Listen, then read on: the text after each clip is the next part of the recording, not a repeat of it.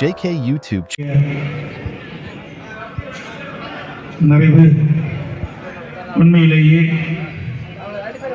வருத்தத்துக்குரியது. இங்கே வந்து கூடையெல்லாம் பார்க்கின்ற பொழுது எந்த அளவுக்கு நீங்கள் அவரை நேசித்தீர்கள் என்று காண முடிகிறது. அப்படிப்பட்ட மக்களுக்காக உழைத்து மறைந்த கழகத்தூண்